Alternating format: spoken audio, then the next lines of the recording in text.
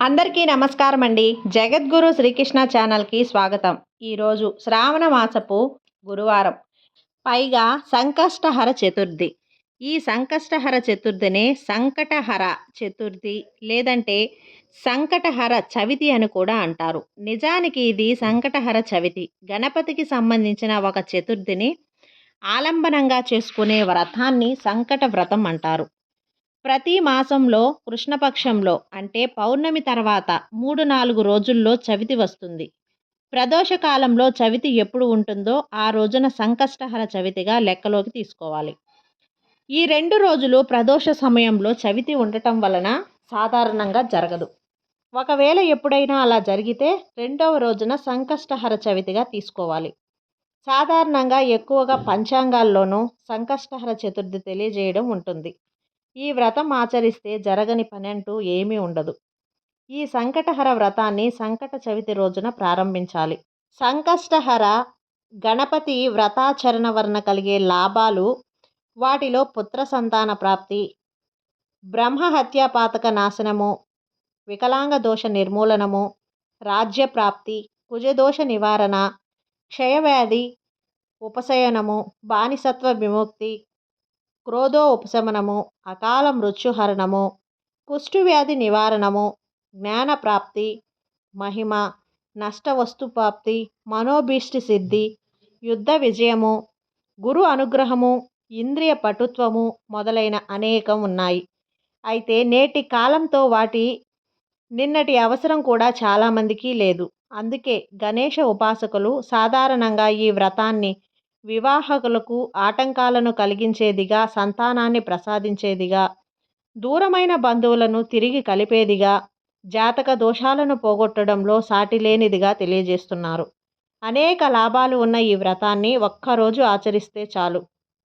గణేష లోకంలో స్థానాన్ని ప్రసాదించే ఈ వ్రతాన్ని మళ్ళీ 7 ఏళ్ళు తర్వాత వచ్చినా అప్పుడు పరిస్థితులు అనుకూలంగా ఉంటాయో ఉండవో ఈసారి తప్పక ఆచరించి మన అదృష్టాన్ని సార్థకం చేసుకుందాం.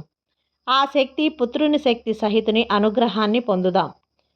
పూర్తి వ్రతాన్ని చేయగలిగినా లేకున్నా కనీసం చంద్రోదయ సమయంలో చంద్రునికి చతుర్థి తిథికి గణేశునికి నమస్కరించి భోజనం చేయండి. అత్యంత శ్రేయోదాయకమైన ముహూర్తం. గణేశానుగ్రహం తప్పక కలుగుతుంది. ఇక సంకష్టహర చతుర్థి ప్రాముఖ్యతను తెలిపే వ్రతకథ. పూర్వం భృశుండి అనే మహర్షి ఉండేవాడు. ఆయన వినాయకుడి భక్తుల్లో అగ్రగణ్యుడు. తాము కూడా ఆదర్శంగా మారాలని ఎందరో భృశుండిని చూసేందుకు వెళ్ళేవారు. భృశుండి మహర్షి ప్రతీ నెల పౌర్ణమి తర్వాత వచ్చే సంకష్టహర చతుర్థి లేదా సంకష్ట చతుర్థి నాడు వినాయకుడిని భక్తి శ్రద్ధలతో పూజించి ఉపవాసం ఉండేవారట. ఇలా సంకష్ట చతుర్థి నాడు చేసే పూజ, ఉపవాసాలకు ఎంత ప్రాధాన్యత ఉందో, ఎంత పుణ్యం వస్తుందో తెలిపే కథ. ఒకసారి దేవలోకాధిపతి ఇంద్రుడు భృశుండిని దర్శించుకొని పుష్పక విమానంలో తిరిగి వెళ్తుండగా ఆ దివ్య విమాన కాంతులు దగదగాయమానంగా ఉన్నాయి. ఆ ఊళ్ళో అనేక పాపాలు చేసిన ఒక వ్యక్తి ఇంద్ర విమానాన్ని ఆశ్చర్యంగా చూశాడు. దేవేంద్రుని విమానం కిందికి దిగివచ్చింది. ఆ ధ్వనికి అందరూ విడ్డూరంగా చూశారు. ఇంద్రుడు వెనుదిరిగి వచ్చిన కారణం ఏమిటని అడిగారు. ఇక్కడ ఎవరో చాలా పాపాలు చేసిన వ్యక్తి దృష్టి దీనిపై పడింది, అందుకే విమానం కిందికి వచ్చింది అన్నాడు. మరి ఇప్పుడు పైకి ఎలా లేస్తుంది? తిరిగి వెళ్ళడం ఎలా దేవా అని అడిగారు అంతే ఆశ్చర్యంగా. ఇంద్రుడు చిరునవ్వు నవ్వుతూ, ఈరోజు పంచమి, నిన్న చతుర్థి నాడు మీలో ఎవరైనా ఉపవాసం ఉన్నారేమో చూడండి.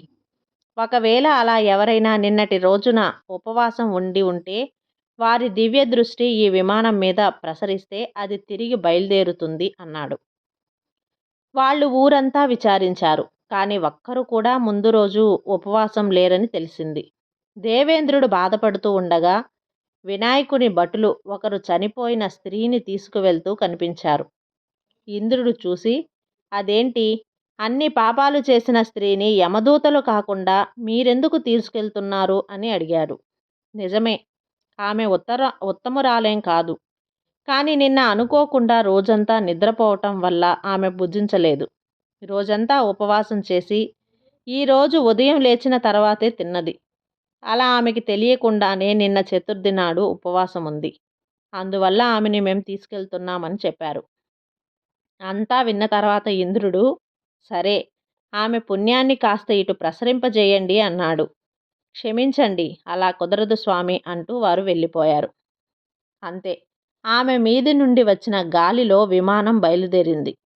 చతుర్థి నాటి ఉపవాసం చేసిన మహిమ అలాంటిది. పుత్ర సంతానం లేని కృతవీర్యుని తపస్సు పితృలోకంలో ఉన్న అతని తండ్రిని కదిలించగా అతడు బ్రహ్మదేవుణ్ణి ప్రార్థించి తన పుత్రునికై ఈ వ్రతాన్ని పుస్తక రూపంలో పొందినట్లు దానిని స్వప్నంలో దర్శనమించి కృతవీర్యునికి ప్రసాదించినట్లుగా గణేష పురాణం తెలుపుతోంది. కృతవీర్యుడు దీన్ని పాటించి గణేశానుగ్రహంతో కార్తవీర్యుణ్ణి వంటి పుత్రుణ్ణి పొందిన విషయం ఇంద్రుని వల్ల తెలుసుకున్న సూరసేనుడనే మహారాజు తాను సంకష్టహర గణపతి వ్రతమాచరించి తనతో పాటు తన రాజ్యంలోని ప్రజలందరినీ వైనాయలోకానికి తీసుకెళ్ళగలిగినట్లుగా వ్రతకథ.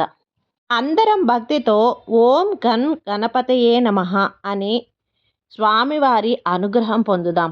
ఎంత ఆర్తితో స్మరిస్తే అంత త్వరగా అనుగ్రహిస్తాడు ఆ వినాయకుడు. ఓం గం గణపతయే నమః.